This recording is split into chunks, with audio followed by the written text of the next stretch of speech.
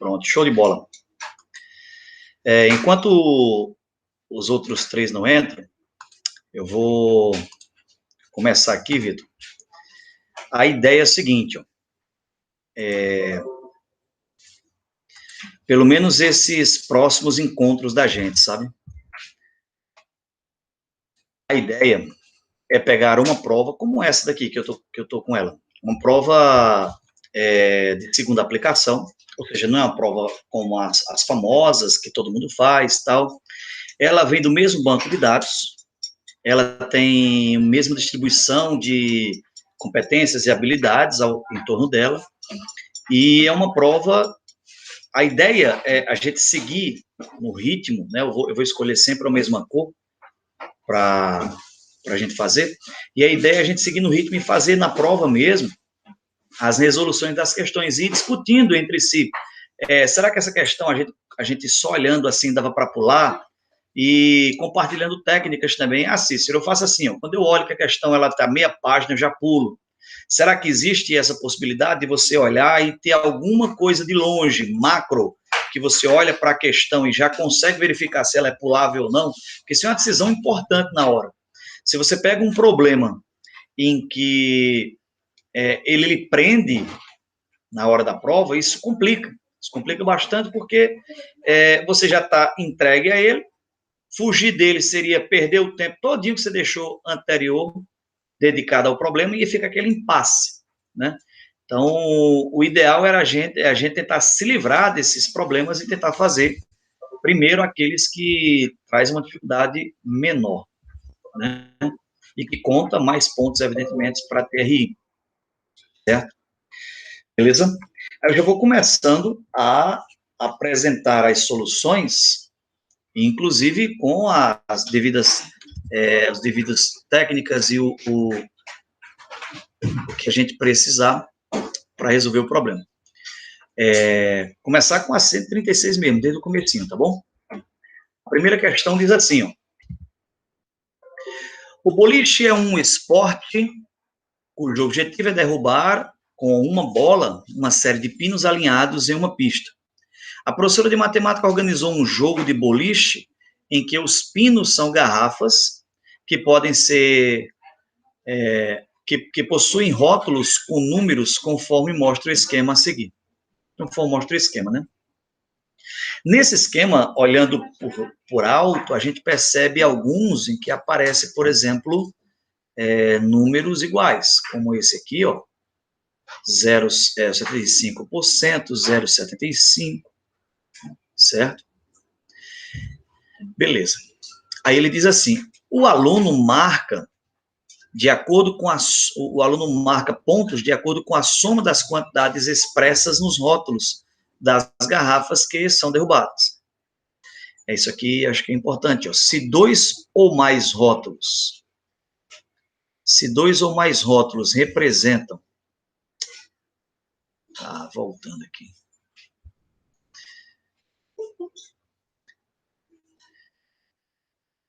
Se dois ou mais rótulos, eu vou aceitar aqui, o Nicolas está entrando.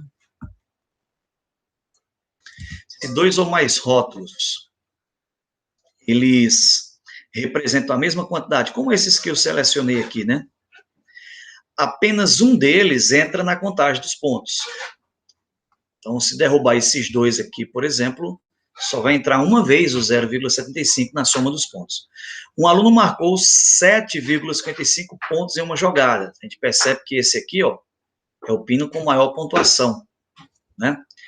Em que ele derrubou, nessa jogada, um deles que derrubou, uma das garrafas, foi de rótulo 6,8. Beleza.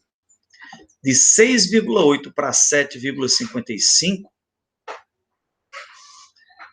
dá exatamente 0,75, não é? Isso dá 7,55. Então, os pinos que faltam ele derrubar seria um pino de 0,75. Como ele disse que dois pinos de mesmo valor não são contados duas vezes, ele pergunta aqui para mim a quantidade máxima de garrafas. Então, para eu derrubar a quantidade máxima de garrafas, eu tenho que procurar garrafas com valores igual a 0,75. Então, vamos traduzir o problema. O problema quer saber se eu enxergando esses pinos com esses valores, que uns estão em porcentagem, outros em forma de fração, outros em forma decimal, quantos deles correspondem a 0,75? Pronto, a pergunta do problema é essa. Vamos contabilizar aqui. Tem 1, 2, 3 quartos, 0,75, 3, 9 sobre 12, se você simplificar por 3, também dá 3 quartos. 6 oitavos, se você simplificar por 2, dá 3 quartos. E só, né? Isso aqui é 4 terços, não vai, 4, não vai. Pronto, então contei 1, 2,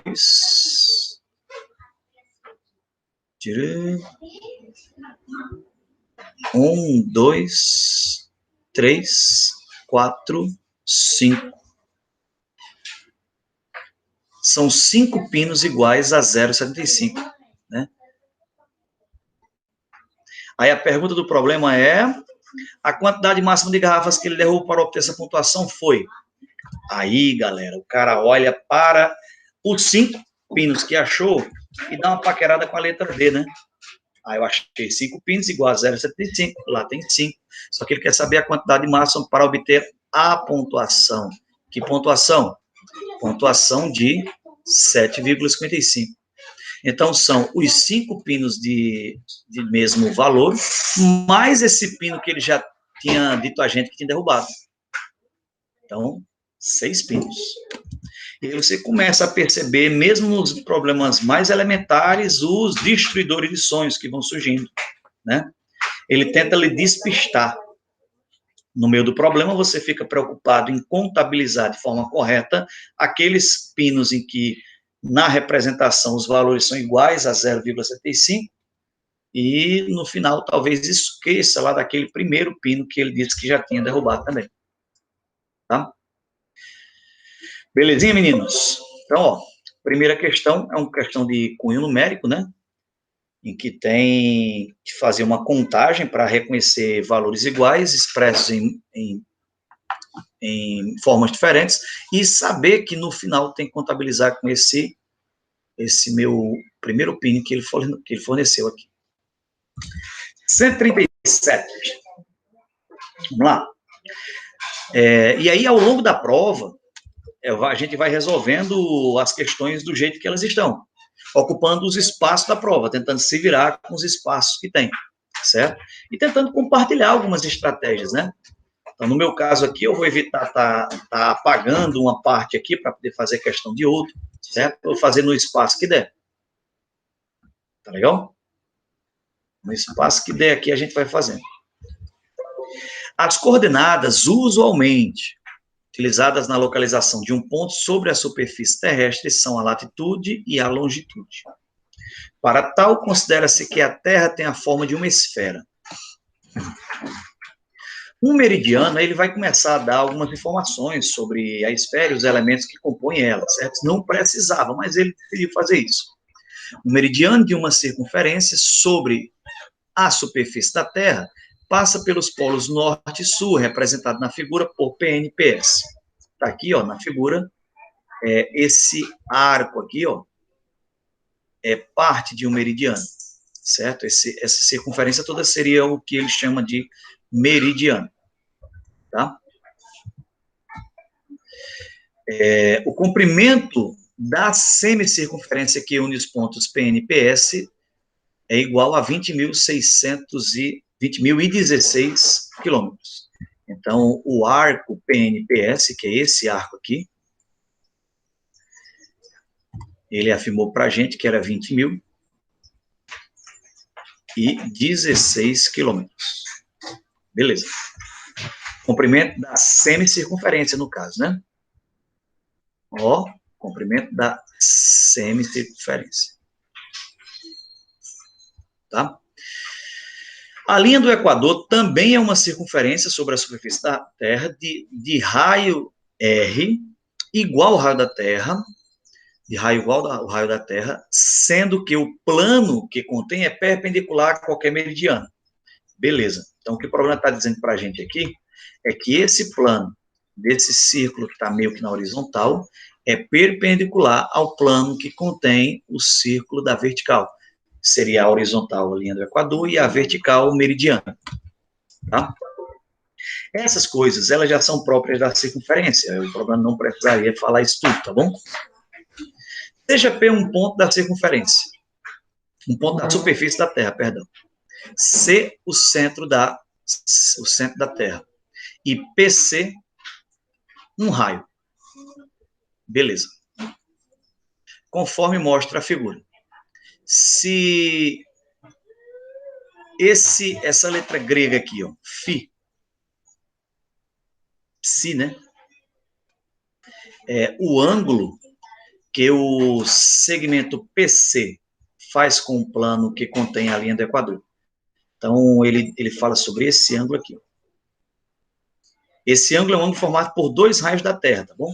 Então, esse aqui, se eu chamasse de ponto Q, também seria um raio da Terra, né? A medida em graus desse ângulo é a medida da latitude do ponto P. E, geralmente, essa medida, ela faz referência a norte ou a sul, tá? Então, você faz assim, latitude de 40 graus ao norte. Então, significa que a partir desse pontinho Q, ela subiu 40 graus, esse ponto subiu 40 graus. Se fosse 40 graus ao sul, desceria 40 graus, e assim vai. Suponha que a parte da linha do Equador, um navio viajando em direção ao Polo Norte, subindo, né, naquela direção do ponto P, percorrendo um meridiano até que o ponto P, até um ponto P com 30 graus de latitude. Ele está querendo me dizer que esse ângulo é 30 graus. Legal. E se esse ângulo é 30 graus, quantos quilômetros ele percorreu, esse navio percorreu? Ele está querendo saber quanto é o comprimento desse arco aqui, ó. Certo? Quanto é o comprimento desse arco aqui. Pessoal, se ele forneceu para mim o comprimento da semicircunferência, vê só, gente. Ó, imagina aqui esse diâmetro, tá? De PN até PS. Ele me forneceu esse comprimento da semicircunferência. Sobre esse mesmo arco, ao invés de andar 180 graus,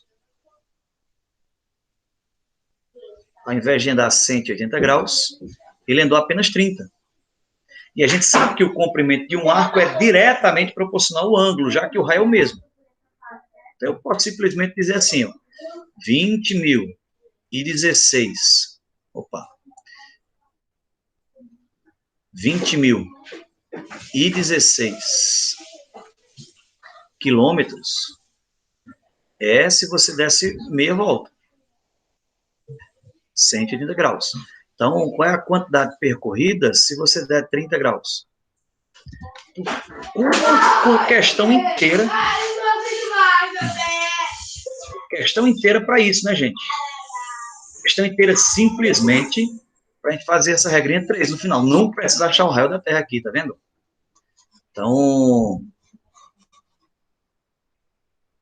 se a gente pode simplificar aqui, ó, por 30 dá 1, por 30 dá 6, né? E fazendo a continha aqui, ó, a gente tem 6 vezes x igual a 20.016. Pronto. É só fazer de cabeça 20.016 dividido por 6. 20.016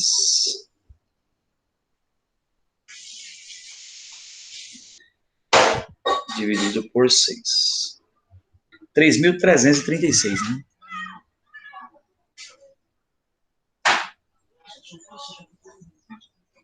Somente. 3.336 quilômetros. Letra B. São questões que têm o seu tamanho, né, mas que o recado, a mensagem, a matemática usada em si, ela é bem simples, bem curtinha. Então, olha o tamanho do problema, né? E o tamanho da solução que a gente teve. tá? Então, aqui, o comprimento total da semicircunferência ele forneceu, que era 20.016 quilômetros, e pediu o comprimento desse pedaço aqui de 30 graus na mesma semicircunferência, tá? Então, só me remeteu à regra de 3, simples, direta, em que o comprimento do arco é diretamente proporcional ao ângulo central, solamente, tudo bem? 138. O problema 138 diz o seguinte: um asteroide batizado de 2003 TV135 passou a aproximadamente 6,7 vezes 10 a sexta quilômetros da Terra. A presença do objeto espacial nas proximidades da Terra foi detectada por astrônomos ucranianos que alertaram para uma possível volta do asteroide em 2032. O valor posicional do algarismo 7, presente na notação científica da distância em quilômetro, isso aqui é importante, tá? Porque tem muitas as questões em que ele faz uma pergunta parecida com essa, só que ele muda a unidade, né? Nesse caso aqui ele não mudou. Em quilômetro, entre o asteroide e a Terra, corresponde a. Então, esse número aqui, ele pode ser escrito como 6, 7, o expoente é 6, então 6 casas decimais. Uma casa já é o 7, 5 zeros, tá? Então, esse número, ele é exatamente 6.700.000 quilômetros. Essa primeira casa aqui, ó, desse zero, a casa das unidades, dezenas, centenas, unidade de milhar, dezena de milhar, centena de milhar, e o 6 seria unidade de milhão, tá bom? Então, o 7 seria a centena de milhar, tá? Centena de milhares de quilômetros. Acabou, letra D. Certinho? Então, só a posição do elemento, esse também é um problema do grupo básico, né? Até agora, os 3 primeiros são problemas presentes aí do grupo bem simples, do grupo básico considerado pela TRI, provavelmente, né? Tá? Essa de classificação, existem aqueles problemas que são, na sua essência, básicos, mas existem problemas que só são classificados como básicos de acordo com a quantidade de acerto de todo mundo. Então, os problemas mais acertados são aqueles em que são considerados os mais simples. Então, essa ideia de classificar como fácil, médio e difícil é feita depois com que se faz a prova e que você tem as notas das pessoas. Então, por exemplo, eu vou fazer uma prova na sala, uma sala de aula com 50 pessoas, né? Eu posso prever se aquele problema é médio, fácil, difícil. Existem problemas bem simples como esse que eu fiz agora, né? Em que espera-se que muita gente acerte. Mas, se eu chego lá na aplicação e dos 50 alunos, 40 deles erram, esse problema já não entra no grupo de problemas conhecidos como elementares, que gerariam uma quantidade maior de pontos. Tá? Beleza? 139. A ingestão de sódio no Brasil, que já é normalmente alta, tende a atingir os mais elevados índices no inverno, quando cresce o consumo de alimentos calóricos e condimentos. Para o sal, mas o sal não é um vilão. Ele pode e deve ser consumido diariamente, salvo algumas restrições. Para uma pessoa saudável, o consumo máximo de sal de cozinha não deve ultrapassar 6 gramas diários. Então, essa seria a quantidade máxima de sal, né?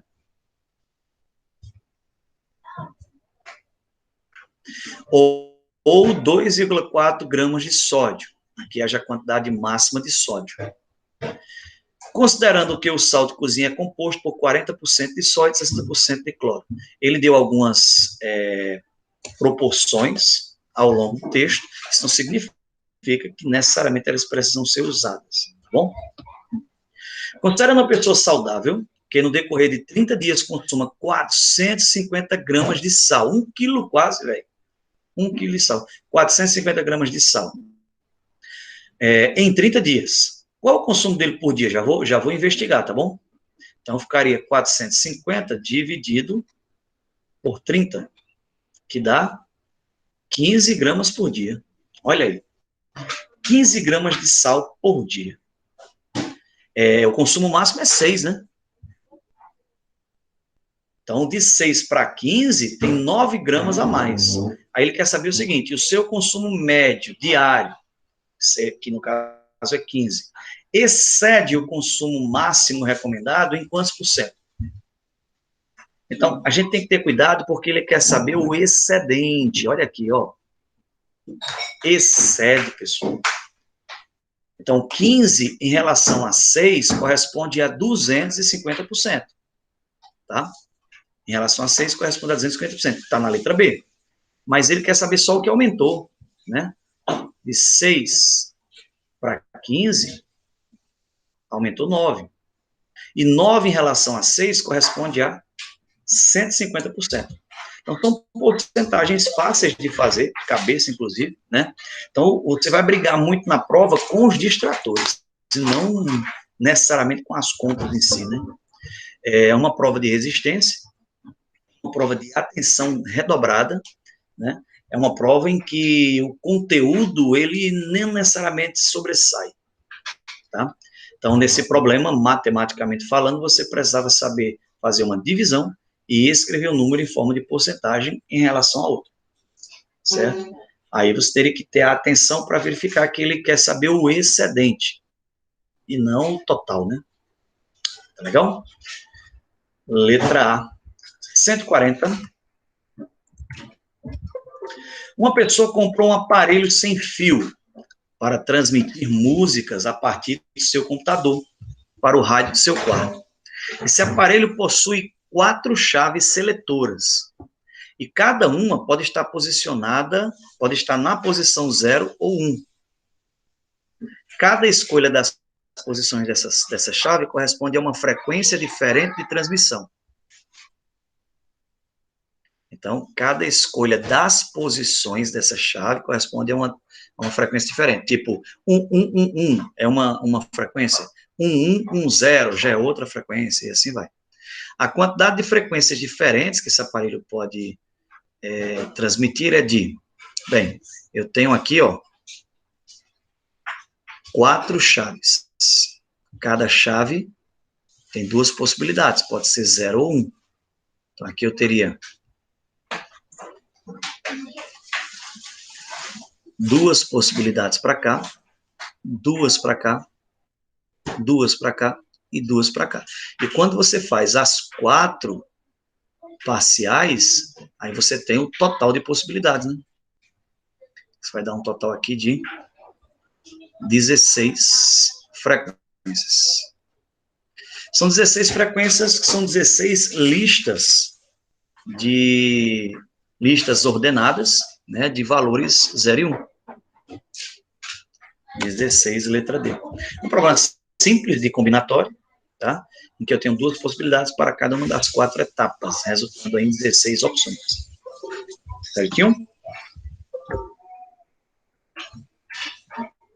141. Se fiquem à vontade aí para pedir para voltar, para fazer algum comentário, para perguntar se fosse de outro jeito, certo? Podem ficar à vontade.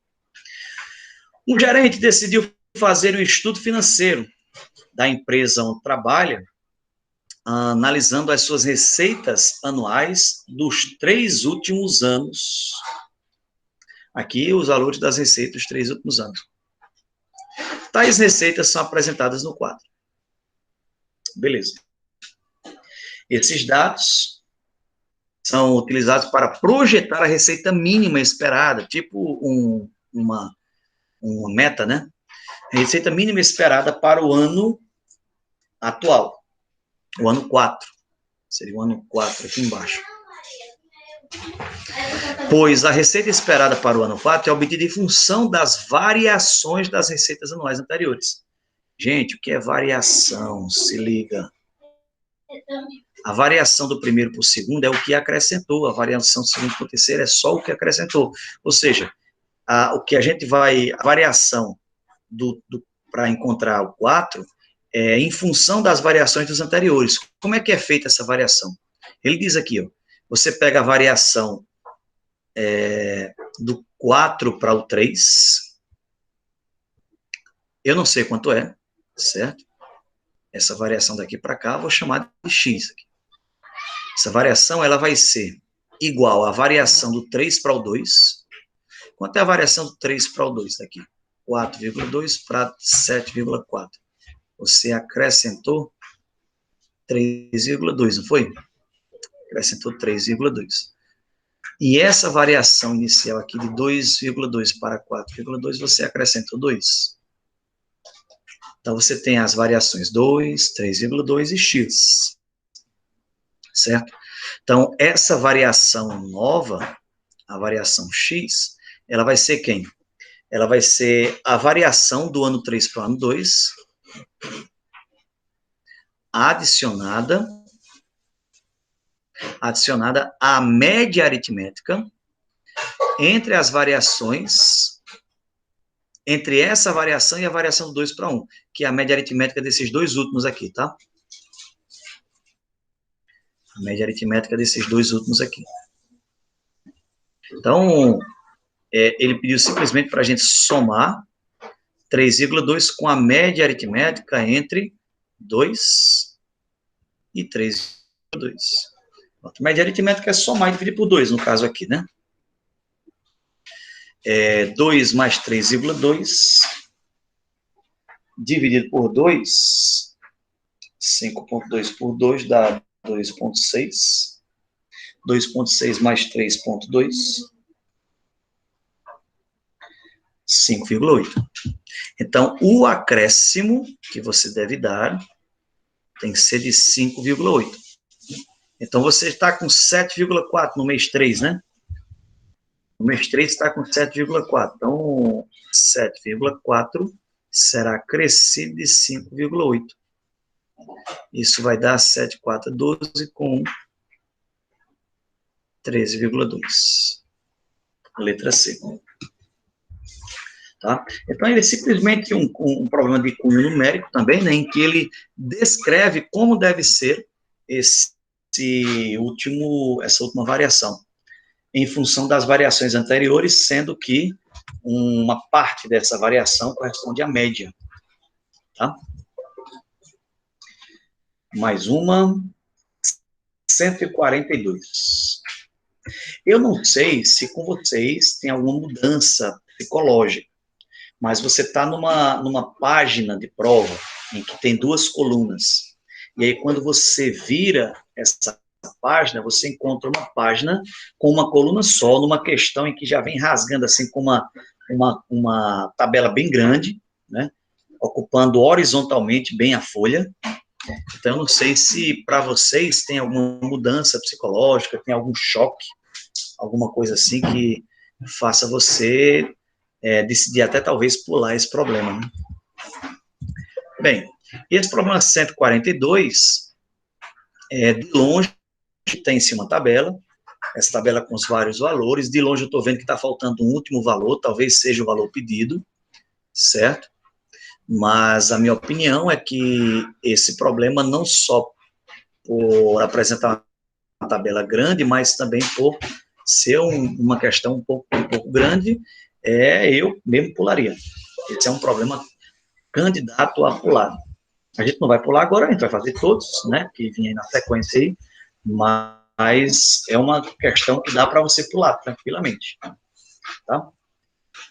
Em uma corrida de regularidade,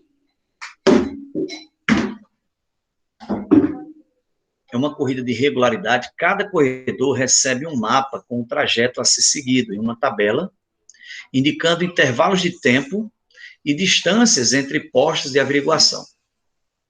O objetivo dos competidores é passar por cada um dos postos de averiguação o mais próximo possível do tempo estabelecido na tabela.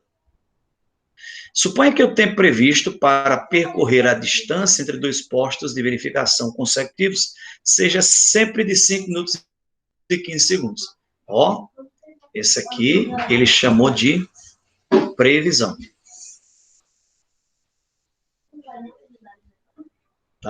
Beleza. E que o corredor obteve os seguintes tempos nos 4 primeiros postos.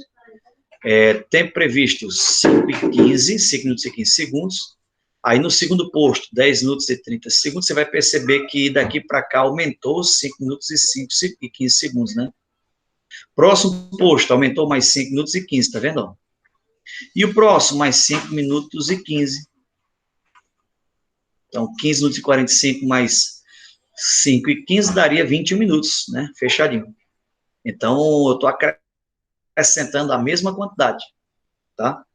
E aí, o tempo obtido pelo corredor não foi o valor esperado, foi um pouquinho maior, né? 5 e 27, 10 e 54, claramente é o mesmo número que eu estou somando. 5 e 27, mais 5 e 27. Do 3 para o 4, mais 5 e 27, e assim vai. Caso esse corredor consiga manter o mesmo ritmo, ou seja, seguindo a mesma sequência, em nenhum momento ele fala o nome da sequência. Aqui ele não caracteriza que a sequência está somando o mesmo valor, certo? Jamais fala o nome de progressão aritmética, como se fosse um crime, né? Não fala. Caso ele consiga manter o ritmo, seu tempo total no final da corrida será. Ele quer saber exatamente isso mesmo.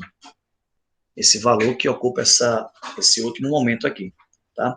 Ó, perceba comigo que esse tempo aqui, 5 vezes 6, 315, né? 315 segundos. Gente, eu não... 315 segundos. Vou colocar aqui. Evidentemente, eu não vou trabalhar com minutos e segundos, eu vou trabalhar com unidade só, e a unidade menor é a melhor. Então 315, 315, 315, 315, eu preciso saber quanto é isso aqui em segundos. Eu sei que 1 hora é 60 minutos, 60 minutos, 60 segundos, então 3.600 segundos. 55 segundos, 55 vezes 60, mais 30 no final. Tá? Então, 3.600 segundos de 1 hora, 3.600 mais 55 vezes 6, 60.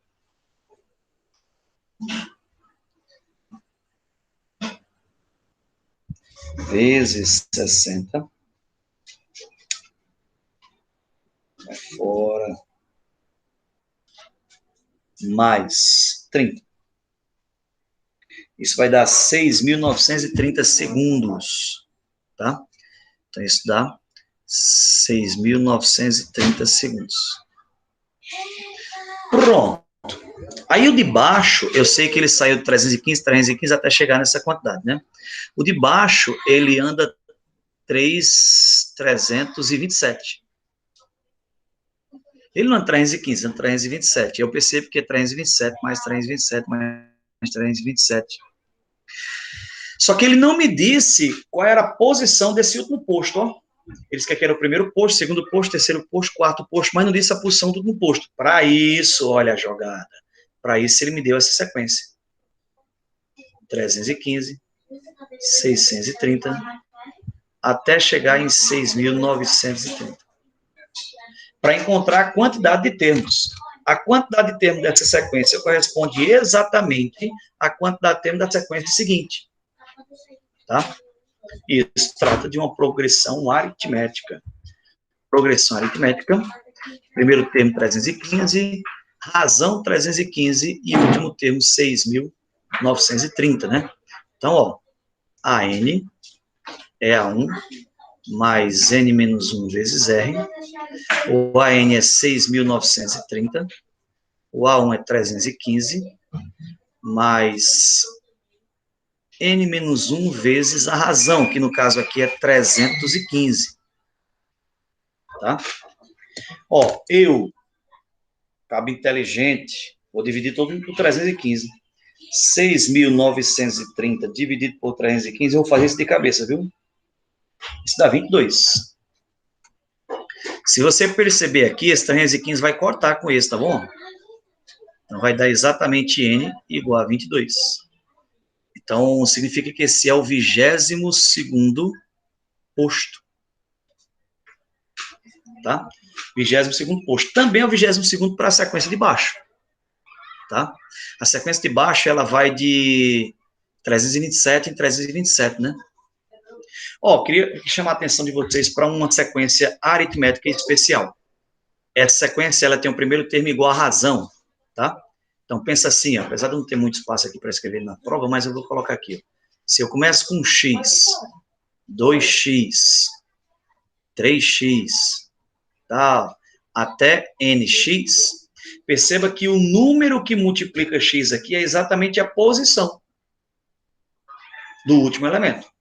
Então, esse valor 6.930 é exatamente 22 vezes 315. Tá? Aí, nessa nova sequência, eu tenho, ó, 327, 2 vezes 327, 3 vezes 327, até a posição 22. Então, o último termo desejado, você poderia pensar em 22 vezes 327. Sem pensar em fazer o termo geral da PA de novo. Ah, isso economiza 10 segundos. Mas já é 10 segundos, né? De grão em grão a gente consegue. 327 multiplicado por 22. 327. Dá 7.194. Chega. 7.194 segundos. E aí, para completar, ele não pede assim, ele pede em hora, minutos e segundos. Desses 7.000, vamos quebrar aqui. 3.600 é 1 hora, né? Aí quase dava 2 horas, ó. Eita! E se acaba aqui, menos 3.600, dá 3.594. Olha, eu vou fazer direto aqui, tá bom? 3.594. Para 3.600 falta 6 minutos, né? 6 segundos, né? Então, para dar 2 horas aqui, ficaria faltando 6 segundos. Oxente, vem para cá, ó. Letra C. 1 hora, 59 minutos, 54 segundos. Ou seja, 6 segundos para 2 horas. Sabe como foi mais rápido? Então, essas artimanhas numéricas, né, elas ajudam a gente a aumentar a velocidade. Então, já ganhei um tempinho, fazendo apenas 22 vezes 327, ganhei outro tempinho, pensando nisso aqui como sendo quase 2 horas, faltando 6 minutos para 2 horas, consegui marcar de forma mais rápida. Tá? Letra C de sucesso. Probleminha interessante, né, de PA. Tá? 143. Gente, esse tipo de questão, 143, ó, que fala de pintor, quantidade de hora, isso aqui é uma questão de proporcionalidade, provavelmente, tá? E as questões de proporcionalidade, elas não conseguem, a gente não consegue prever se elas vão ser mais simples, se elas vão ser mais complexas, se você vai poder pular ou não. Então, essas aí você tem que começar a fazer e sentir se a questão que você vai resolver, se ela tem aí, de fato, alguma dificuldade ou não, certo? Tem algumas delas em que realmente você tem algumas continhas que você vai fazer que talvez se enganche no começo, tem outras que são bem diretas, né? Então, esse dificilmente você consegue julgar de cara se dá para pular ou não, tá? Vamos ver, né? Um pintor cobra R$ 240 por dia de trabalho, que equivale a 8 horas de trabalho no dia. R$ 240, um dia de trabalho, corresponde a 8 horas. Quando o pintor é chamado para serviço, ele trabalha 8 horas por dia, com exceção do último dia de serviço. Nesse último dia, caso ele trabalhe até 4 horas, ele cobra metade do valor de um dia de trabalho. Se ele trabalhar 4 horas e 1 minuto, matematicamente falando, ele já vai cobrar o dia inteiro, beleza? Ah, na prática não é assim, professor, é verdade. Na prática, trabalhou 4 horas e 5 minutos. O cara vai dizer, rapaz, tu trabalhou 4 horas, cobra só meio dia de trabalho. Mas, matematicamente falando, 4 horas e 1 minuto é um dia, tá bom? A gente já sabe disso. Esse pintor gasta 8 horas. 8 horas de trabalho é um dia, tá bom? Que é R$ 240. Ele gasta 8 horas para pintar uma área de 40 metros quadrados. Se é 8 horas, um dia, né? certo? Aí um cliente deseja pintar as paredes de sua casa com uma área total de 260 metros quadrados. Ele quer que essa área seja pintada o maior número possível de vezes, para que a qualidade da tinta seja a melhor possível. Tipo, passar uma mão, é passar outra mão, né? Entendi. Então, o orçamento desse cliente para a pintura é de R$ 4.600. R$ 4.600 eu posso transformar em área, não posso? Em área pintada, né? Então, 8 horas de trabalho que é R$ 240. Posso pensar assim, ó, R$ 240 corresponde a um dia de trabalho, e nesse dia de trabalho ele pinta 40 metros quadrados, né? Então, o valor de R$ 4.600, ele vai conseguir pintar quanto? Pronto, minha primeira continha, ó. Vou fazer um corte aqui, ó. 40 por 40 dá 1, 240 por 40 dá 6. E eu vou dizer que X é 4.600 por 6. Nesse tipo de questão, geralmente os valores dão quebrado, viu?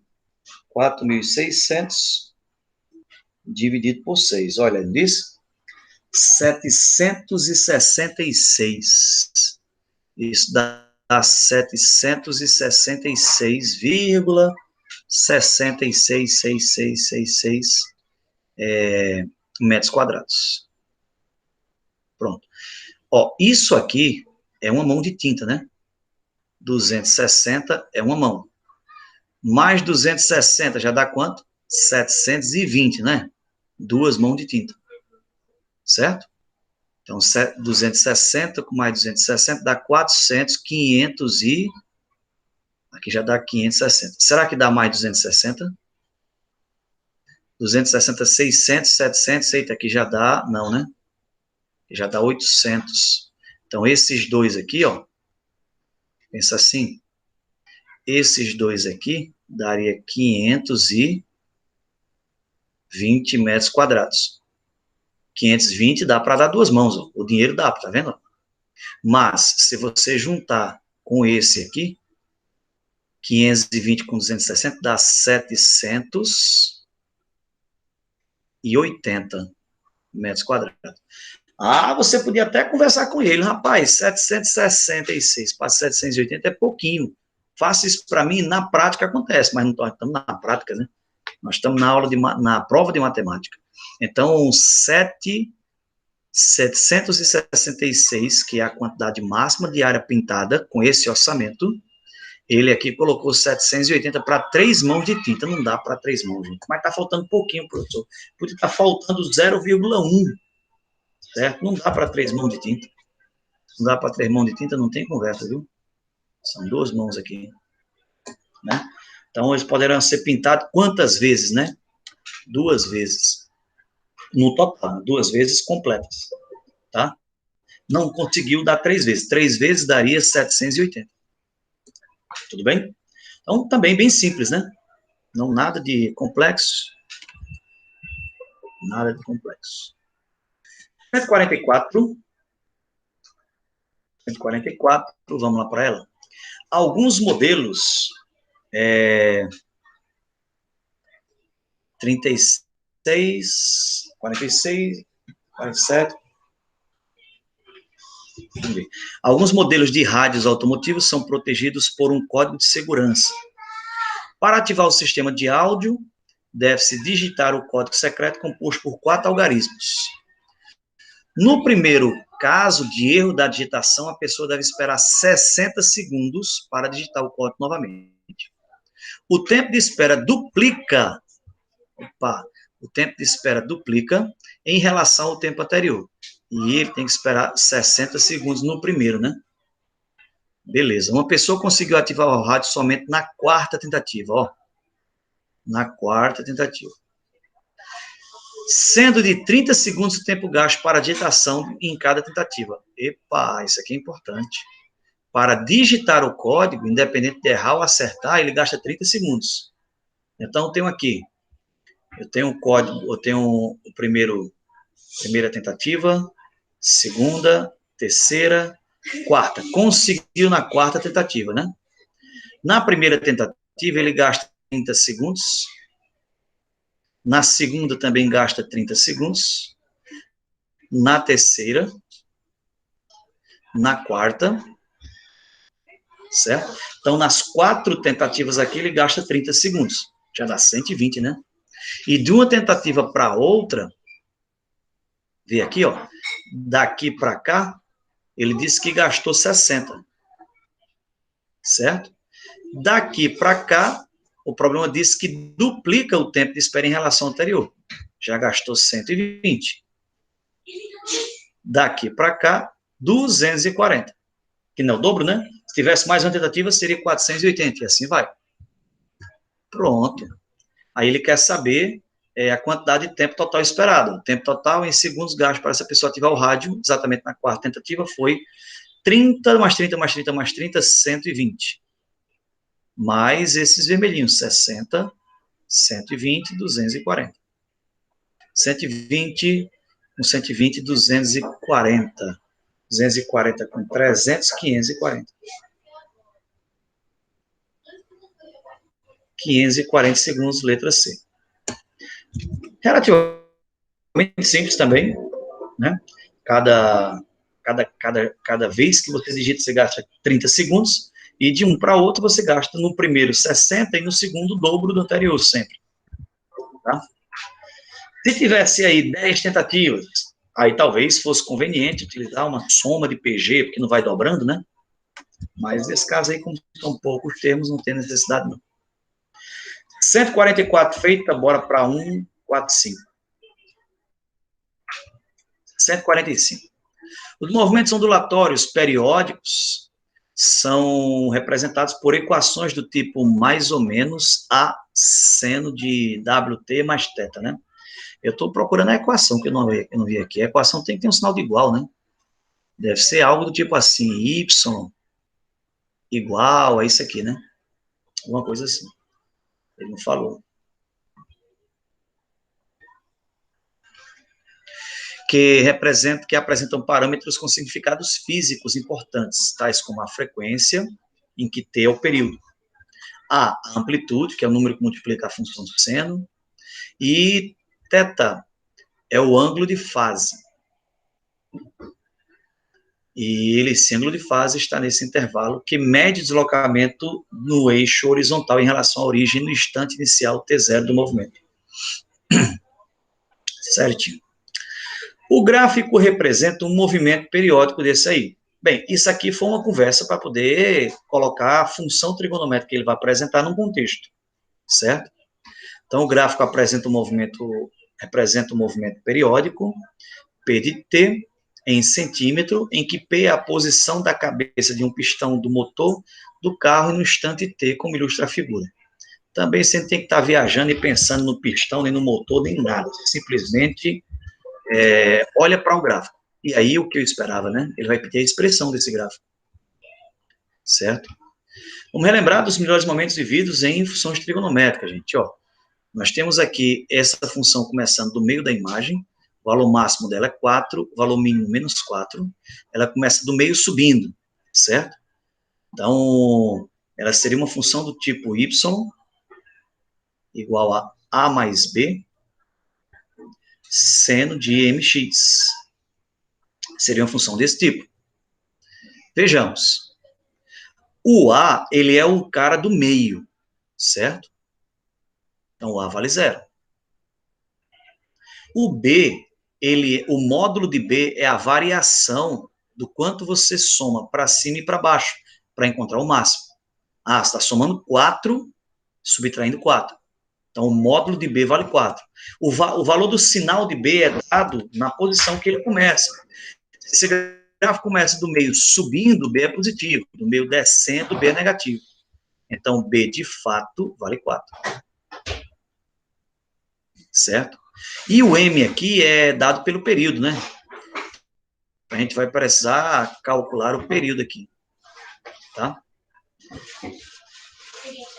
No caso aqui, O gráfico subiu, desceu, desceu e subiu. E quando chega aqui, ele faz uma volta completa. Ele faz uma oscilação completa. Essa distância horizontal, em que ele faz esse movimento de 4 fases. Ela sobe, ela desce, ela desce, ela sobe. Aí começa de novo. Ela sobe, ela desce, ela desce, ela sobe. Ela sobe, ela desce, ela desce, ela sobe. Isso tudo num intervalo aqui de π. Ou seja, o período vale π. Lembra quanto é o período? Como é que calcula? 2π sobre m, né? Isso vale π. Professor, não é um módulo de m? A rigor é um módulo de m. Porém, como a gente está fazendo com os valores de A e B, basta colocar o m, tá bom? O π é cancelado, você vai ter o m igual a 2. E se o m vale 2, a função fica como? O A é 0, o B é 4, seno de 2, t no caso, né? Porque aquele variável é t. 4 seno 2t, só isso. 4 seno 2t, letra A. Belezinha? Meninos, como é que tá? Estão conseguindo acompanhar direitinho as soluções? Hein? Tá tranquila a acompanhar com a canetinha aí? Tá tudo bem, Renato? Tá dando certo aí? Beleza, beleza. A ideia de seguir a prova, né? Porque assim, vai chegando os assuntos, vai surgindo os assuntos, e a gente vai tomando as decisões. Se pula, se não pula, como é que faz, qual o espaço que utiliza, certo? Então, nesse nosso caso aqui, tem dado para fazer tranquilamente até aqui, né? 146.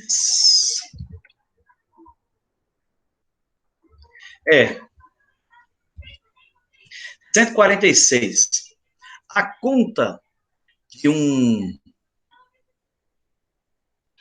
A conta do telefone de uma loja foi, nesse mês, R$200. O valor da assinatura mensal, já incluso da conta, é de R$40. Ah, beleza. Então, ó, já tô ligado que desses 200, 40 é de assinatura e 160 de consumo. Beleza? O qual dá direito a realizar uma quantidade limitada de ligações locais para telefones fixos. Essa taxa de R$40. As ligações para celulares são tarifadas separadamente. Provavelmente foi de onde veio os 160, tá bom? Nessa loja são feitas somente ligações locais, tanto para telefones fixos como para celulares. Os fixos eu não devo me preocupar porque está incluído nos R$40, tá bom? Para reduzir os custos, o gerente planeja para o próximo mês uma conta de telefone no valor de R$80. Olha aí, ó. Desses 80, nós sabemos que 40 faz parte da assinatura e 40 ele deve gastar com os celulares. Então, vê só. Vê só. Na primeira situação, eu tive R$160 gasto com ligação para celular. Na segunda, eu vou ter apenas 40. Houve uma redução, não houve? E ele quer saber exatamente isso. Para que esse planejamento se cumpra, a redução percentual com gasto de ligação para celular deve ser. Ele quer saber a redução. Quanto reduziu? De 160 para 40, reduziu quanto, hein?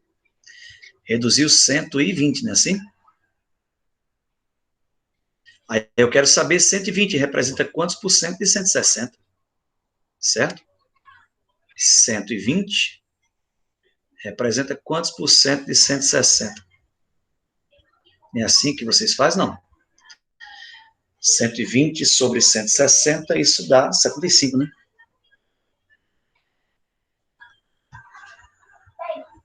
Letra E. Perceba nesse caso aqui que 40 corresponde a 25%, já está na letra A, tá vendo? O valor que você acha aí, letra A, só que ele quer saber o valor da redução, e não o valor que ele vai pagar em relação à conta anterior, tá? Também bem simples, 147. 147 parece ser bonitinho, né? Uma equipe de cientistas decidiu iniciar uma cultura com exemplares de uma bactéria em uma lâmina, a fim de determinar o comportamento dessa população. Após alguns dias, os cientistas verificam os seguintes fatos. A cultura cresceu e ocupou uma área com o formato de um círculo. O raio do círculo formado pela cultura de bactérias aumentou 10% a cada dia. Certo. Então, nós tivemos um aumento sucessivo no valor do raio, né? A concentração na cultura era de 1.000 bactérias por milímetro quadrado e não mudou significativamente com o tempo. O que é que significa isso? Que você pega a área em milímetros quadrados e multiplica por 1.000 para encontrar a concentração. Né? Considere que R seja o raio do círculo no primeiro dia. No primeiro dia, eu fazia assim, ó. No primeiro dia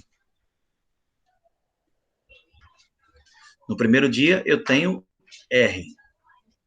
No segundo dia, eu tenho 1,1 R. No terceiro dia, 1,1 ao quadrado R. Olha aí, tá vendo? Então, no dia D, que eles chamam de D aqui, né? No dia D, eu vou ter 1,1. Aí você está vendo a relação entre o expoente do 1,1 e o dia? É 1 a menos, né? 1,1 elevado a D menos 1 vezes R. Então, esse aqui é o raio no dia D, transcorridos D dias. Aí ele quer saber a quantidade de bactérias em função de R e de D. Poxa, na hora. Eu não sei o raio do último dia, é só calcular a área e multiplicar por 1.000. Então, a área fica π vezes R ao quadrado. O R é isso tudo, ó. 1,1 elevado a D menos 1 vezes R, tudo ao quadrado. Pronto, essa é a área. Certo? Essa é a área. E para encontrar a quantidade, ele diz aqui na última informação que a concentração da cultura é de 1.000 bactérias por milímetro quadrado. Eu estou calculando a área em milímetro quadrado. Certo? O raio dado em milímetros aí. Então, a quantidade é só pegar a área e multiplicar por 1.000. Né? Ficaria 1.000 π vezes 1,1 elevado a D menos 1, R, tudo isso ao quadrado. Aí vamos ver as alternativas, qual delas se encaixa com esse resultado, né? O 1.000 ele escreveu como 10 a terceira, botou o π no final, e 1,1 elevado a D menos 1 vezes R está aqui, ó, letra B de bola. Na letra A, ele colocou o 10 a terceira dentro do quadrado, nada a ver, né? Esse 1.000 não tem nada a ver com o raio. A letra C aparece multiplicando aqui, D está errado também. Eita, a letra D colocou 2 vezes, oxe, nada a ver, não. Só B mesmo de bola, B de bola. Belezinha? 147 feita. Simbora, mas menino. 148. Desejas comprar determinado produto e após uma pesquisa de preços, o produto foi encontrado em 5 lojas diferentes, a preços variados. O produto foi comprado na loja que apresentou o menor preço total. O produto foi adquirido em qual loja? Nesses problemas, de praxe, você tem que calcular o valor do produto nas 5 lojas. Porém, a ideia é que você procure, no caso, tentar eliminar alguma alternativa baseada no cálculo de outras, né? Que aí você já economiza alguma continha. Por exemplo, a loja 1 me dá 20% de desconto, que equivale a R$720, certo? Na loja 2, ele me dá os mesmos 20% de desconto, só que olha quanto é 20% dele. 740. Significa dizer que na loja 2 está mais caro. Tudo bem, o frete é R$20 mais barato, mas eu não acredito que o percentual, né, de R$740, sendo 20%, a loja consiga chegar a um valor mais barato do que a loja 1, só porque o frete é R$20 mais barato. Tá? E eu vou calcular todos eles, mas eu já estou percebendo que a loja 2 é mais caro, a loja 3 é mais cara ainda, porque é os mesmos 20% de desconto, e olha quanto vale 20% para ele. R$ 760, tá vendo?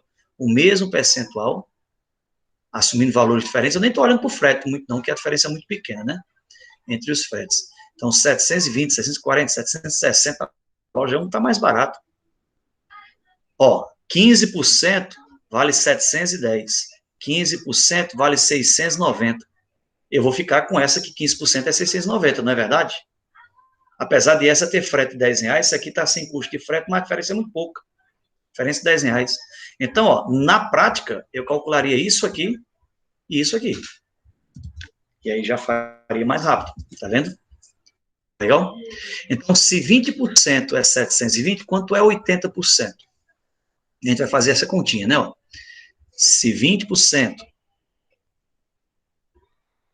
corresponde a 720, quanto é 80%?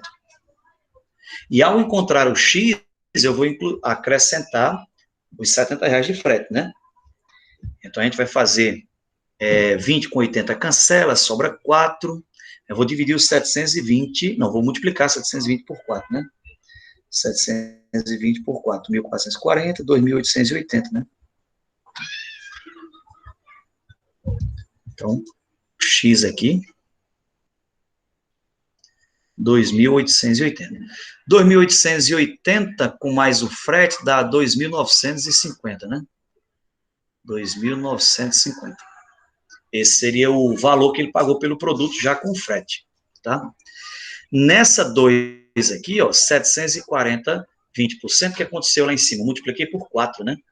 740 vezes 4, depois soma com 50. 740 vezes 4 dá 2.960. E se vocês somar isso com 50, dá 3.010. Tá? Então, esse valor que eu não calcularia na hora da prova, porque eu sabia que já era maior, dá 3.010, tá vendo? Mesmo o frete sendo mais barato de R$20. A outra, do mesmo jeito, 760 vezes 4 e o frete de R$80. Aí ela é mais cara, o frete é mais caro, tu é louco, R$3.120. Só se fosse da família aqui a loja, né? Pra gente comprar mais caro. 6.120. Então, por enquanto, mais barata a loja 1, como havia previsto no começo. Ó, 15% valendo 710, 15% valendo 690. Tá? Então, vou fazer a continha do 690, porque 710 já é mais caro, né? Então, se 15% corresponde a 690, 85% vai corresponder a quanto? Vou chamar de Y aqui, tá? 15,85 pode simplificar por 3 aqui, dá para fazer uns cortezinhos, né? Fazer aqui, ó, por 5 dá 3, por 5 dá 8,35, 17, né? E aqui por 3 dá 3, fazer aqui, por 3 dá 1, por 3 dá 230. 230 vezes 17. 230 vezes 17. Dá, caraca, 3.910. É isso mesmo. 3.910. Só isso aqui, viu? 3.910 sem frete. E esse aqui, 700. Eu vou nem fazer a conta, né? Ele é mais caro ainda, os 15%, e ele tem frete de R$10. Então, loja 1 disparada. Esse problema, um golpe de vista, você conseguiria desenrolar ele bem rápido, né? Faria só a loja 1 e a loja 5, e a loja 1 já desconfiada que seria a menor, né? Comparando as 3 aí, tá? 149, gente. 149, vejamos aqui o que ele fala, 149. Para a compra de um repelente eletrônico, uma pessoa fez uma pesquisa nos mercados do seu bairro e cada tipo de repelente foi pesquisado, traz escrito no rótulo da embalagem as informações quanto à duração em dia associada à quantidade de horas de utilização por dia. Essas informações e o preço por unidade foram representados no quadro. Duração 30 dias, fazendo 12 horas por dia. Ó, duração da quantidade de dias e a quantidade de utilização de horas por dia. Oxente, eu vou fazer o seguinte, como ele vai comparar aí, eu não sei, a pessoa vai comprar o que tem o menor custo diário. O menor custo, né? Se tem o menor custo total, ele tem o menor custo diário, tá bom? E o menor custo é aquele que utilizará pelo mesmo preço uma quantidade maior de horas, né? Assim? Então, ó, se você multiplicar esses valores aqui, ó, você vai encontrar a quantidade de horas total utilizada. Então, vamos lá. 30 vezes 12 dá 360 horas. 32 vezes 9, 3, 9, 27, 28, 288 horas. 40 vezes 10, 400 horas. Ih, isso aqui já está dilapado. 400 horas por R$10, 288 horas por R$9, 360 horas por R$12. Não, 400 está ganhando. 44 vezes 8. 8 vezes 4, 32. 32 vai um 3, 35, né? 352 por R$11, enquanto 400 horas é por 10, os 3 está ganhando. 48 vezes 8 por R$12 mais caro. Tem nem o que pensar, gente. 3, campeão. Eu não precisei aí tem que ter cuidado, né? Você tem que ter uma manha para ver isso aí. Eu não precisei olhar o custo diário, certo? O custo diário ele é proporcional ao custo total. Então, se o custo total ele está mais barato, o custo diário vai ser mais barato também. Então, você pode evitar muita conta nessas questõezinhas aí, ao invés de fazer a conta com todas elas, depois no final verificar qual é o menor custo diário, você pode fazer uma boa previsão. Aqui está disparado, né? 400 horas por R$10. Tá? Então, as outras apresentam quantidade maior de áreas por um mês, certo? Belezinha? Número 150. 150 diz o seguinte: o modelo presa-predador, predador-presa, consiste em descrever a intenção entre duas espécies, sendo que uma delas, a presa, serve de alimento e a outra é o predador. E a outra, para a outra, né, que é o predador.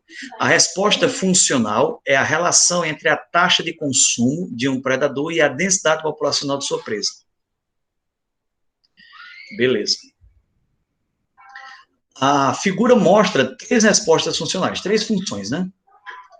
Em que a variável independente representa a densidade populacional da presa.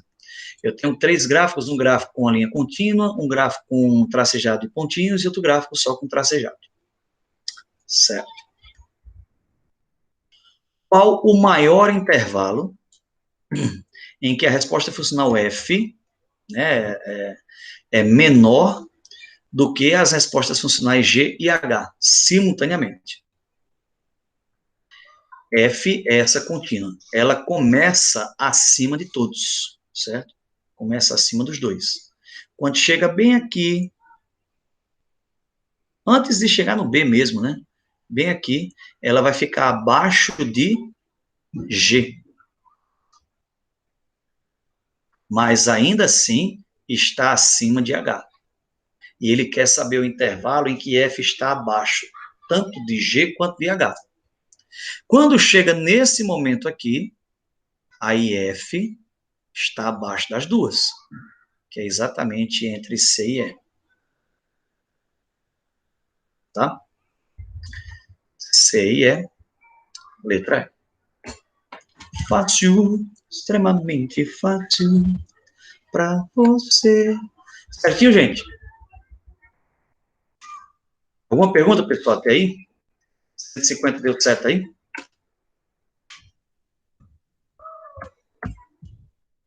Bora para 151.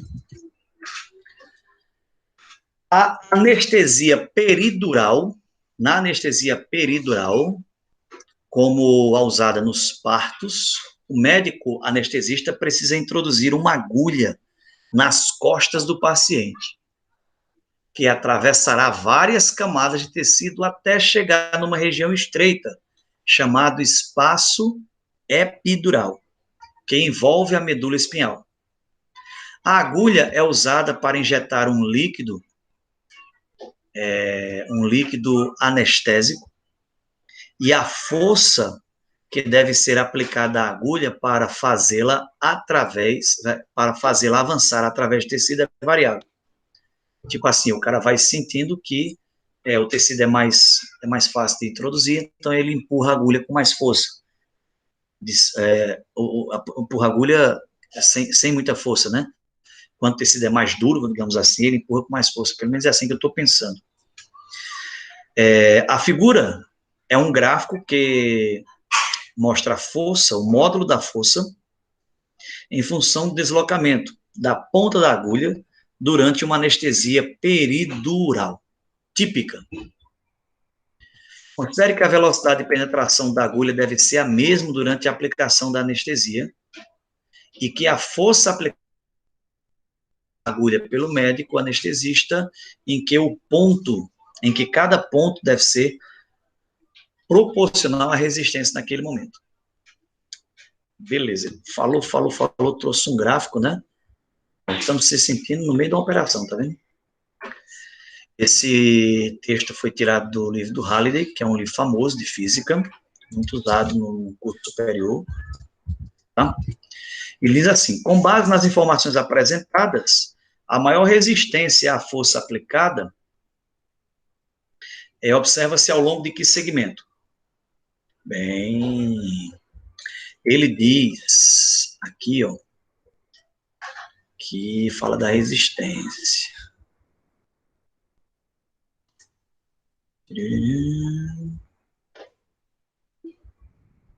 Aqui. Considere que a velocidade de penetração seja a mesma aplicada e a força deve ser proporcional à resistência. Pronto. Então, ele deu o gráfico da força e fez perguntas sobre resistência, mas, como são coisas proporcionais, o que acontece com a força acontece com a resistência. Se a força está alta, a resistência está alta. Se a força está baixa, a resistência está baixa. Ele perguntar onde a resistência foi maior é a mesma coisa de ele perguntar onde a força foi maior. Tá bom?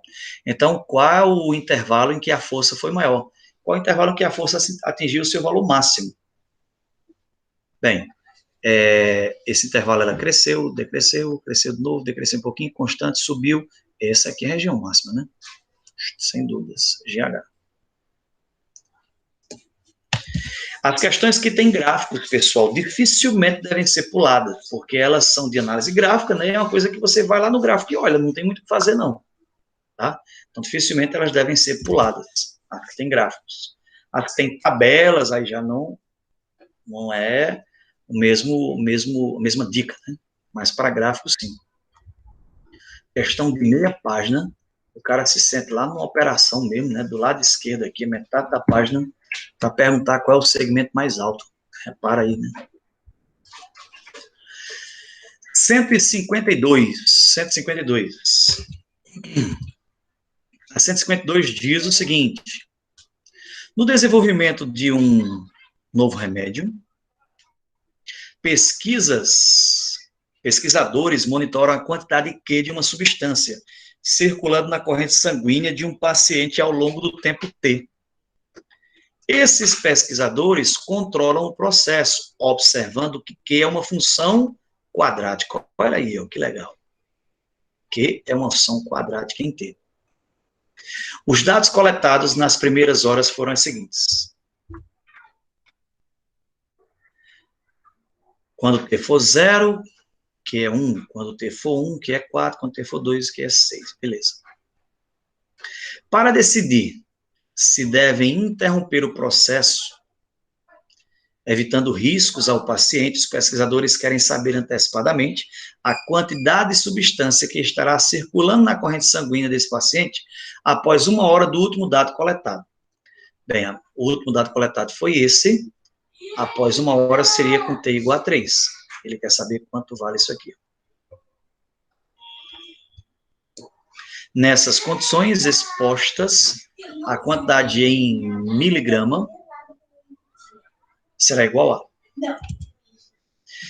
Esse problema, ele tem 2 soluções. Uma solução formal, eu vou mostrar as 2, tá bom? A solução formal é uma solução direta, uma solução mais simples.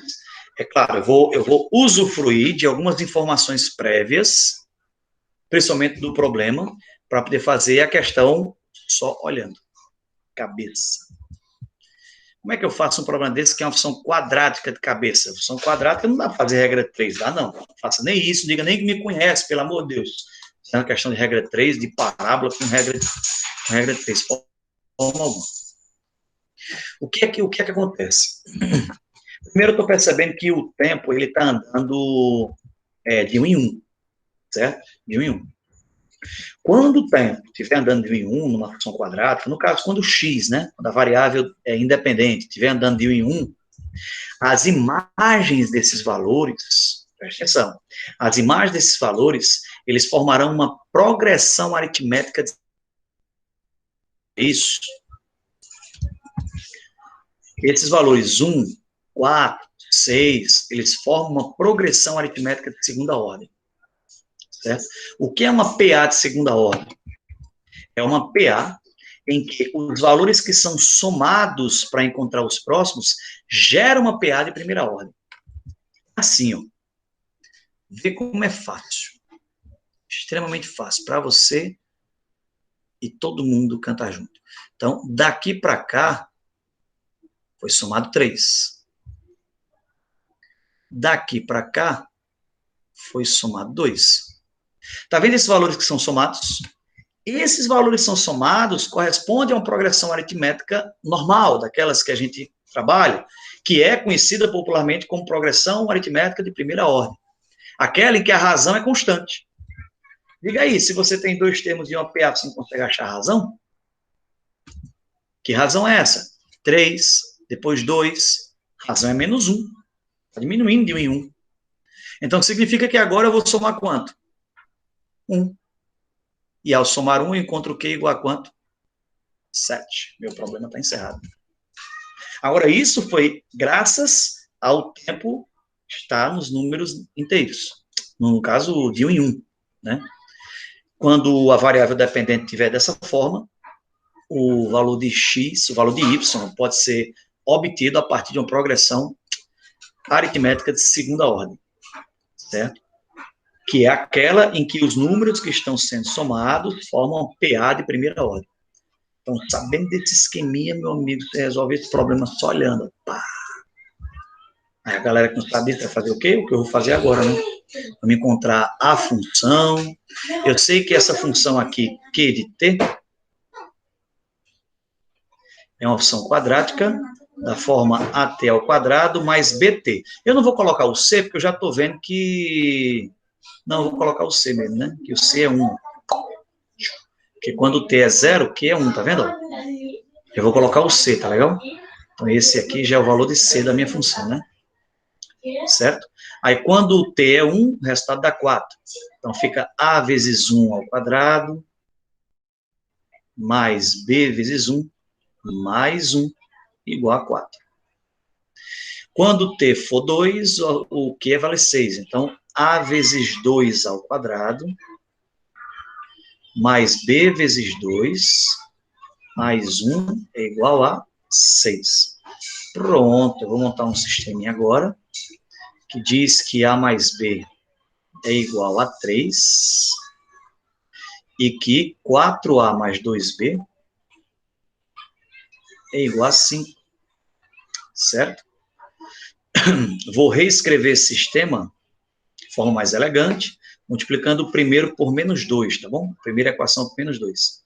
Menos 2A menos 2B igual a menos 6, e 4A mais 2B igual a 5.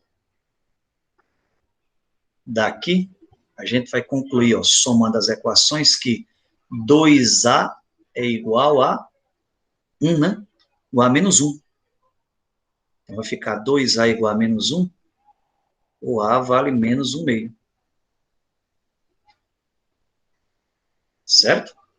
2A vale menos 1, o A vale menos 1 meio. Aí eu substituo aqui em cima, menos 1 meio passa para lá, 3 somado com 1 meio, né? 3, 2, 6, mais 1, 7 meios. E o C vale 1. Então, nessa função, Q de t igual a menos t ao quadrado sobre 2, mais 7t sobre 2, mais 1. Aí eu quero saber quando t for 3, para t igual a 3. Então, para t igual a 3, cadê espaço na prova, Jesus? Está aqui em cima, cheio de espaço.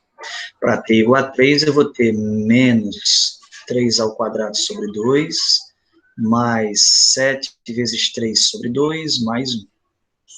Dá menos 9 mais 21. Menos 9 mais 21. Dá...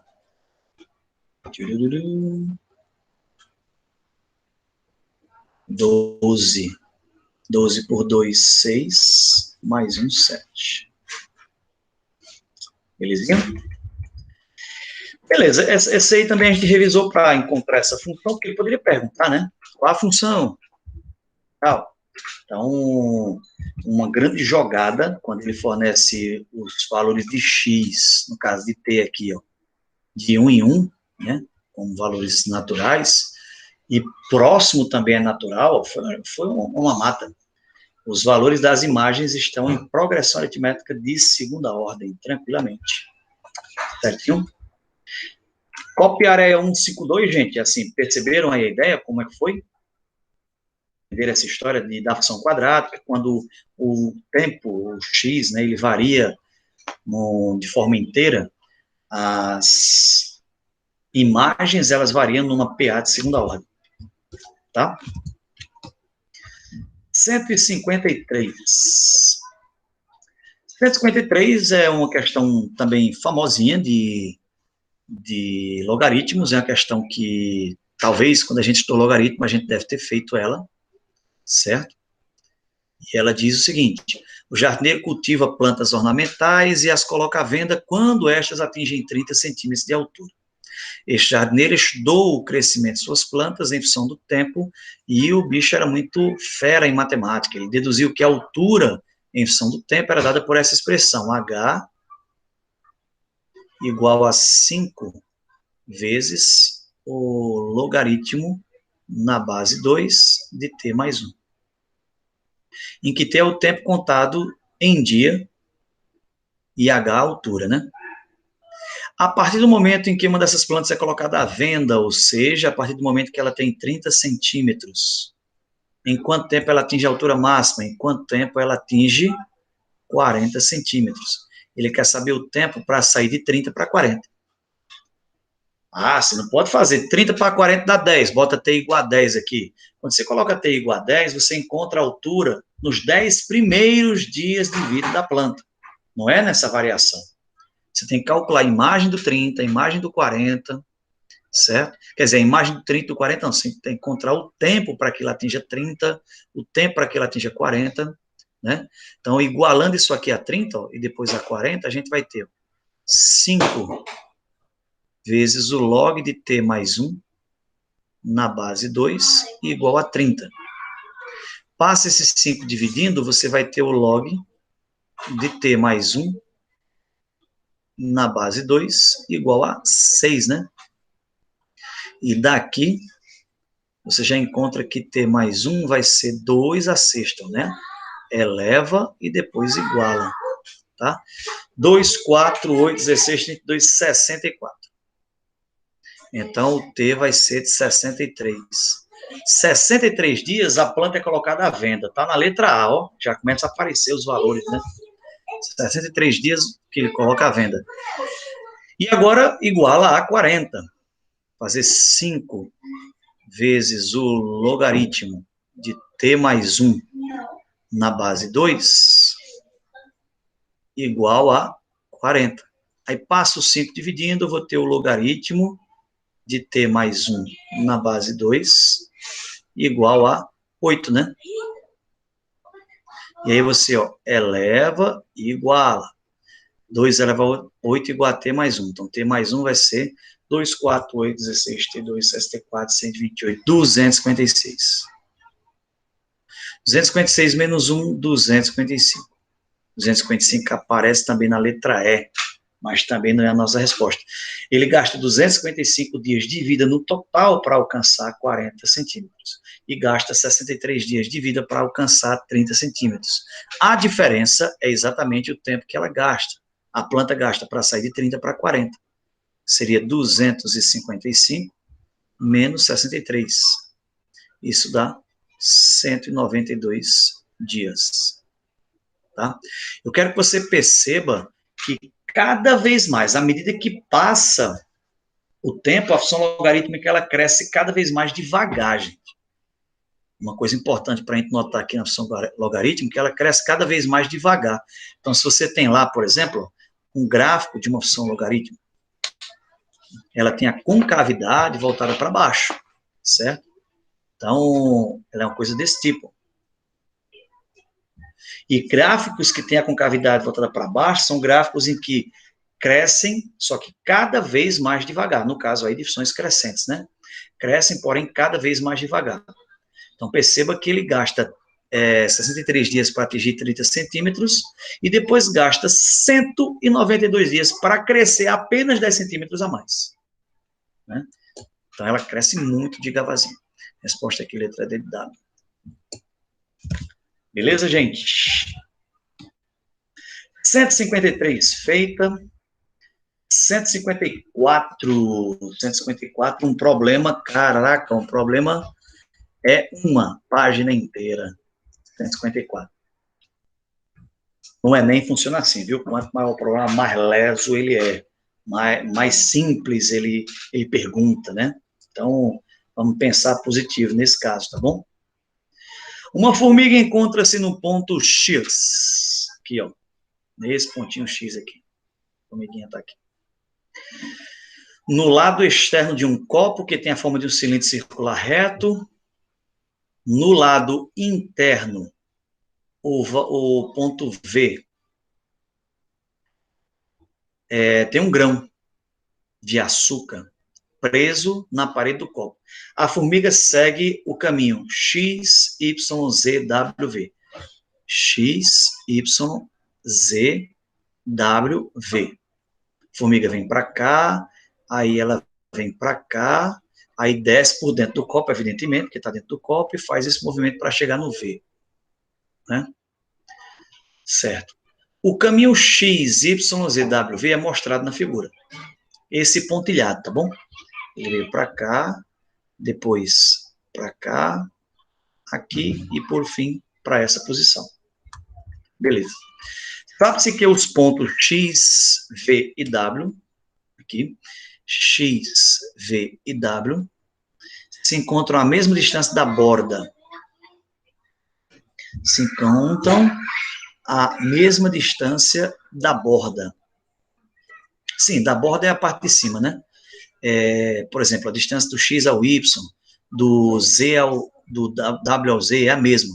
E do V até a borda aqui também é a mesma. Ou seja, eles estão sobre a mesma horizontal. Se, tipo, você enchesse o copo de água, esse copo parasse na altura X, ele também tocaria o W e o V. Está querendo dizer isso, né? O trajeto WV é o mais curto possível. WV é o mais curto possível. O que é um trajeto mais curto numa região circular, gente? Como o cilindro, por exemplo. Muito importante isso, tá? Se você quer saber o trajeto mais curto, e isso é importante porque em outro momento ele pode fazer isso de forma em diagonal. Cuidado, de forma em diagonal. O trajeto mais curto de forma plana é um segmento de reta, não é verdade? Então, entre dois pontos, numa região plana, o trajeto mais curto é um segmento de reta. Como a região aí não é reta, é curva, né? A região ela é curva, porque é a borda de um cilindro, o que é que vai acontecer? Pensa assim, o caminho mais curto vai ser aquele em que, ao planificar a superfície lateral, a gente vai ter um segmento de reta. Tá bom? Então, toda vez nessa região circular, no cilindro, no cone, na esfera não vai acontecer porque não se planifica lateralmente a esfera, mas a lateral do cilindro, a lateral do cone, a gente planifica. Tá legal? E os caminhos mais curtos a serem percorridos na sua lateral são aqueles em que, quando a gente planificar, vão gerar segmentos de reta. Tá? Então, Supondo que o copo é de material reciclável, realiza-se um corte pelo segmento unindo P aqui, ó, de tal forma que esse copo vai abrir, vai ficar um retângulo, né? Eita, que desenho, meu Deus. Rapaz, minha coordenação motora com essa canetinha é o máximo, né? Então, vai ficar um corte aqui, com o ponto P e o ponto Q, certo? E unindo o PQ perpendicular à borda do copo. Ou seja, um retângulo, né, de fato. Considere apenas a planificação da superfície lateral do copo. A trajetória da formiga é, de forma lateral, se você sai do ponto X e vai para o ponto Y, então, se você andou para cima aqui, você não mudou muita coisa não, tá bom? Vou colocar outra cor aqui. Se você subiu aqui, você continuou reto, né? Tá? Aí, esse percurso do Y ao Z, né? Vou colocar aqui o Y e aqui o Z, tá? Do Y ao Z, esse percurso também é reto, certo? Inclusive, quando a gente vai planificar a lateral do cilindro, né, que transforma ele no retângulo, esse comprimento aqui da base, ele é exatamente o comprimento da circunferência. Seria esse comprimento esticado, né? Então, esses arcos esticados aqui, ó, ficariam segmentos de reta. Aí depois ele desce para o W, faz o mesmo movimento aqui para X, né? Ele desce para o ponto W, tá? Faz o mesmo movimento aqui, né? Para X, e em seguida ele anda de W para V. Pronto, acho que a única coisa que poderia confundir nessa questão seria esse movimento. Talvez o candidato pensasse, por não saber dessa informação que eu disse agora, que esse movimento tinha que ser um segmento de reta, tá? Ele está se distanciando cada vez mais, então ele não volta, não, ele vai para lá, ó. Tá?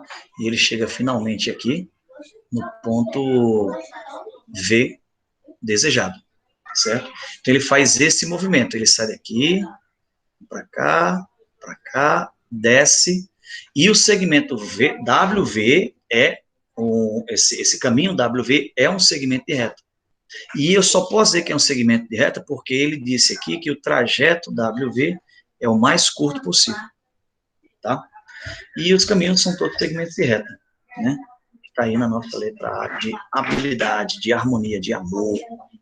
A planificação de um cilindro não é curva, né, gente? É um retângulo. Então, a letra B, D e E estão fazendo vergonha, não estão? Tá? A letra C está errada. Por quê que a letra C está errada? A letra C está errada porque quando chegou aqui, ó, ele fez isso, isso e isso, aí era para se afastar um pouco mais, tá? Era para vir para cá, o X está mais para lá, e não para perto do... O X não, o V, né? O V está mais para longe do X e não para perto do X, tá? Então, era para vir para esse lado aqui, apesar de estar espelhado aí, né? Certo? Então, resposta letra A, de harmonia, de habilidade, de amor, beleza? E a questão... Vamos até vamos até essa 155, tá bom? Até a 155, a gente dá uma parada. 155 menos 136. Dá 20 questões, né? Aí, gente, ó, maratona, né? 20 questões, deixa eu ver aqui se eu estou marcando. Da hora que eu liguei, que aí da hora que eu liguei no fórum que eu comecei a prova, 1h45, né? Exatamente aqui marcando para mim. 1h45 no cronômetro da aula, então tem 1h30, 1h30 no mínimo aí de prova. 1h30 de prova, 20 questões. Tudo bem que é diferente de você estar na sua velocidade com todo vapor, né? Mas, assim, 20 questões com 1h20, 1h30, né? Se eu estivesse fazendo, talvez eu gastaria 1h, 1h10, tirando direto, né?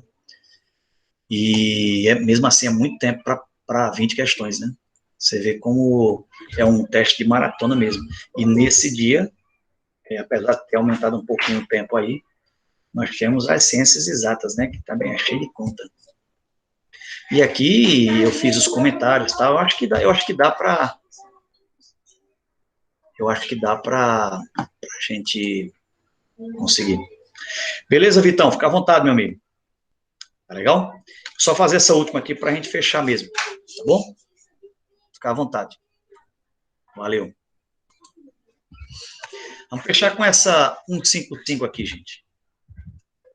Tá? Em um laboratório, cientistas observam o crescimento de uma população de bactérias submetida a uma dieta magra em fósforo, com generosas porções de arsênio. Descobriu-se que o número de bactérias dessa população, após T horas de observação, era dada por esse modelo. N de T igual a N0 vezes E elevado a KT, em que N0 é o número inicial de bactérias, né? No instante T igual a 0, e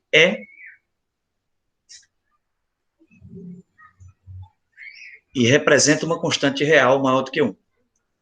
K é uma constante real positiva, beleza. Sabe-se que após 1 hora de observação, o número de bactérias foi triplicado. O que é que significa isso? Que para t igual a 1, você teria N0 vezes E elevado a K, vezes 1, né? Igual a triplicado, triplo de N0.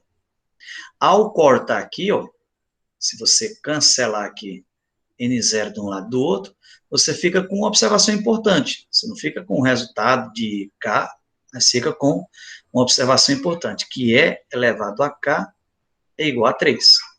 Inclusive, a sua função pode ser escrita assim, ó, N de T igual a N0 vezes, ao invés de E elevado a K, você pode colocar 3 elevado a T. Pode escrever a sua função tranquilamente desse jeito. Aí ele quer saber o seguinte: 5 horas após o início da observação, qual é a quantidade em função do número inicial? Poxa, ele quer colocar T igual a 5. Ó. N de 5 vai ser N0 vezes 3 elevado a 5. 3, 9, 27, 81, 243, né? 243 N0. Letra C. Não sei você, mas fica rondando vontade da gente fazer mais, principalmente porque o assunto muda. Listas de exercícios cansativas são aquelas em que é do mesmo assunto, né? E a coisa fica meio repetitiva. Nesse caso aí, a gente fica meio que ansioso pelo assunto da próxima questão. Eu não sei se é porque eu sou viciado, se a coisa é boa mesmo de fazer, mas a gente vai fazendo assim, né? Então a gente fica até a 155, gente. Semana que vem, daqui para lá, a gente vai conversando sobre essa ideia de vocês fazerem a revisão junto com o pessoal da segunda-feira, tá bom? Para eles ainda falta, como eu disse no áudio lá, os dois assuntos, o assunto de geometria analítica e matemática financeira, tá bom?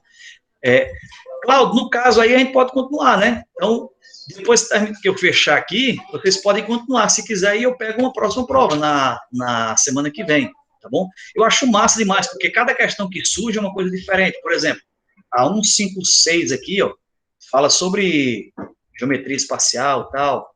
Então, se quiser, pode continuar. Mas eu vou continuar essa prova mesmo, tá bom? Continuar ela, a gente vai fazer ela toda, e aí continua para o ano seguinte, o ano anterior, no caso, tá bom? Beleza, meninos? Fechar aqui, então. Tá joia, pessoal? Galera, obrigado aí pela presença, tá? Pela audiência.